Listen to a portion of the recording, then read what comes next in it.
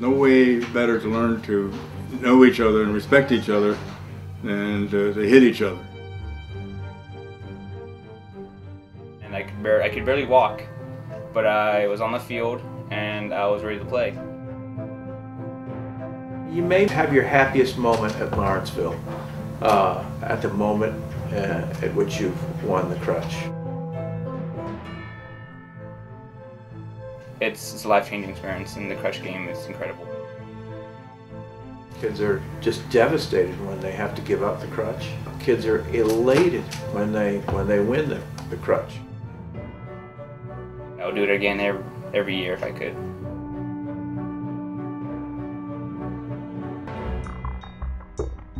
The Lawrenceville house system has been a foundational pillar throughout its history. Split into 6 houses, Lawrenceville sophomore and junior boys compete every fall in the oldest living high school football league in the nation. I think if you ask anybody what separates Lawrenceville as a school from other independent, from their peer schools, it's the house system. And a very important part of house life is the house athletics. Not everybody plays house football at Lawrenceville, but it's one of the sort of signature Lawrenceville traditions that you kind of wish you had something to do with. House football was huge, a huge part of the culture. I used to have a house meeting at the beginning of every year when people were determining what sports they were going to play, kind of introducing the school year, and would threaten people with bad rooming assignments as fourth formers if you didn't go out for house football. Everybody plays, so every individual, whether they're incredibly good at football or whether they're actually terrible at football, gets to play, and that means the essence of the game is teamwork, and I think that's a fun thing to watch. Every year, Hamill, the oldest house on the circle, and Kennedy, the youngest, compete on the last week of the season in a game which represents one of the most historic and captivating traditions of the school. Hamill in blue, Kennedy in white, march onto the field once a year for the hope of carrying back something material, something that goes far beyond the scope of pride and friendly competition. They compete, life and death, for the Crutch.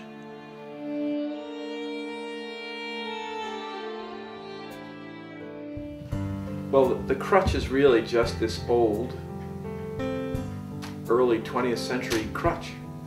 It's just wood, and it shows its age, and it's got little plaques on it.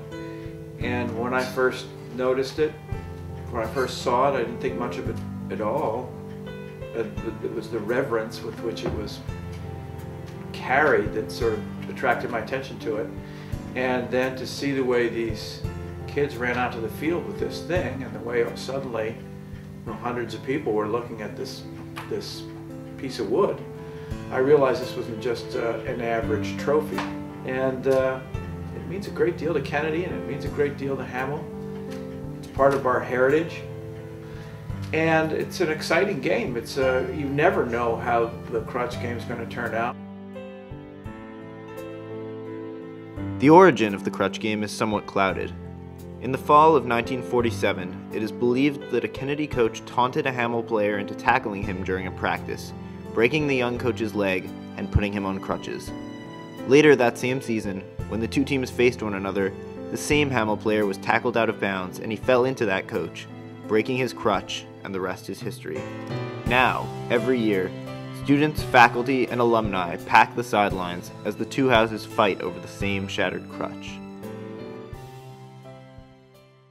Bigger crowds turned up for house football than the varsities. And it was funny when alums would come back, they never asked about the varsity football team. They all wanted to know how would the house team done. It's something that has tradition. Whenever I have any contact with any previous Hamillite, one of the first questions they ask me is, "Coach, where's the crutch?" In a sense, it's like Harry Potter to a degree. It's like watching a Quidditch match with everybody gathered. All the house colors are on the field. It's spectacular in that sense. The autumn colors add to it. A lot of housemasters come back for it. A lot of former students come for the Crutch game, and just preparation for the Crutch game is a pretty exciting, neat thing for kids. We had a letter last year from a soldier who was stationed in Afghanistan, and he wrote to us before the Crutch game to cheer up the kids and to get them fired up for the game. And he said it's a seminal experience in his life, and that's a big deal for somebody who's fighting in Afghanistan to say that. When Hamill gathered on November 4th, 2009, the night before the 63rd Crutch game, Colonel Shore brought with him that letter, all the way from Afghanistan, and it had a clear message for the House as it prepared to face undefeated Kennedy. Coach, you tell those guys to play their hearts out, because it never gets better than playing for Hamill House and for the Crutch. I still think about it almost every day. It's not surprising to me that a soldier in Afghanistan could see a connection between what he's doing and the Crutch game. They're struggling valiantly together. Their team has become something more than just a team. It's become a group of brothers. I don't know exactly where the passion comes from or how the passion grows in them, but it does. It's a very emotional experience for them, that last and final game. They give themselves to it. What's nice about it is if you don't have too good of a season, if you win the Crutch game, it's a successful season. On the other side, you could be 4-0 and lose the Crutch game, and the season has not been successful. You have a kind of a mini Super Bowl experience, and you could be somebody from the People's Republic of China who's never seen a football before, and you just started playing that season, and suddenly you're in the drama and everybody's watching you. A sophomore in 2009 from New Jersey had never played football before he came to Hamill. He's just one of many every year who learn the sport on the run.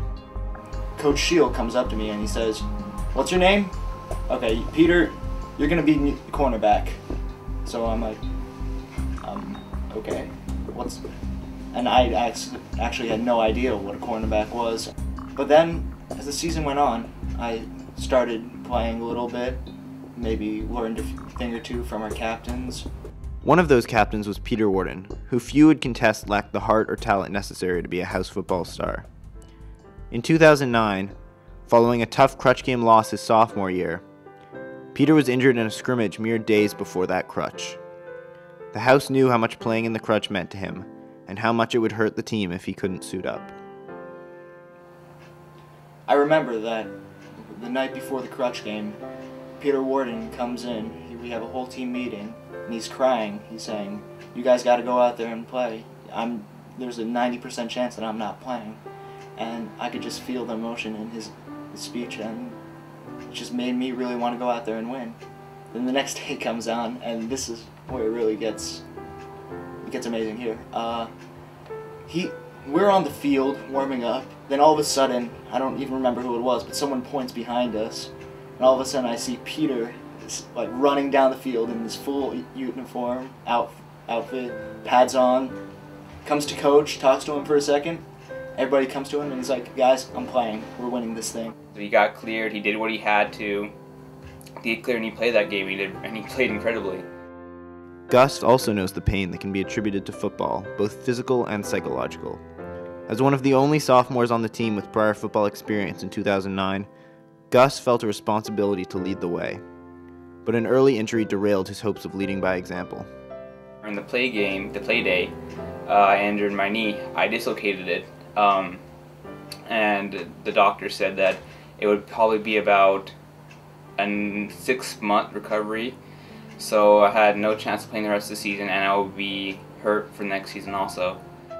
Gustavo knew better than anybody how important it was to play in the Crutch. After being denied that chance once, he worked hard for the rest of the year, rehabilitating and hoping to avoid a similar fate the second time around. Everything's going well. We had a great team. I was ready to play the Crutch because I was excited I couldn't play last year. And sadly, halfway through, happens again. It was in the rain. It was a rain game. I was playing DN, and I was swooping around for the quarterback, and I got hit, and I slipped, and my knee and my body went different ways, and my knee slipped out. So And it was halfway during the season. Last time was the beginning of the season. Thought maybe I have a chance to come back, but the crutch was about 2 to 3 weeks away, and this injury happened. And I went to the doctor. He said, "You're not gonna play. You'll be lucky if you can play next season, or like even play football for the rest of your life." I told myself I was gonna let that happen again. I was gonna play the crutch, no matter what. So I went to the trainer. I begged him. He made me do a couple sprints, and I did them. It was probably the most pain I've ever felt in my life, but I was gonna play, and that's what happened. Gus knew that because of his injury, his impact on the game would be limited. At a players-only meeting the night before the game, much as Peter Warden had the year before, Gus broke down in front of his teammates. It was just another deja vu kind of thing. You could see the emotion in his eyes when he talked to us. You know that he really wanted to be out there. And I think that really motivated the guys to play even better. And I felt that after this happened to me, I kind of felt that responsibility also, that I'm a captain and I have to do what's best for the team. I'm going to play. I'm going to show that someone who's got injured, has a horrible injury, is still going to play for the Crutch. And it means that much to me, and that maybe inspire the other guys too, because that's what happened to me with Peter Warden. I felt that since he did it, that I could do it, and it was worth it. I would do it again every year if I could. And what was powering that? Was it his energy? I think it was really his passion for the game and for the tradition. To me, it's not about who wins and who loses. It's about the game itself, which is just like everything else at Lawrenceville, an educational experience. I just think the lessons out on green field are some of the most important lessons that one will ever learn. I know my coach at West Point, a legendary coach named Red Blake, he wrote a book called "You Got to Pay the Price," and one of his legendary coaches at Army, and I didn't overlap with him, just missed him by a year, was Coach Vince Lombardi. And Lombardi credits Red Blake with his success as a coach. And the one thing that he always both of them talked about is you got to pay the price. But again, leadership. The fourth form, they set the tone. You look back on any successful house football team, there was some leader somewhere in the fourth form that led the charge. I remember the losses more than I do the wins. And the one thing I remember about it is how down everybody was, but never once, and I can remember any Crutch game, either win or lose, that I felt that the Big Blue didn't give its all. And and they always play with what we always talk about at our coffees, with Hamill pride, poise, and class. And we always pull together when going gets tough. That's when we get going, and we always pull together.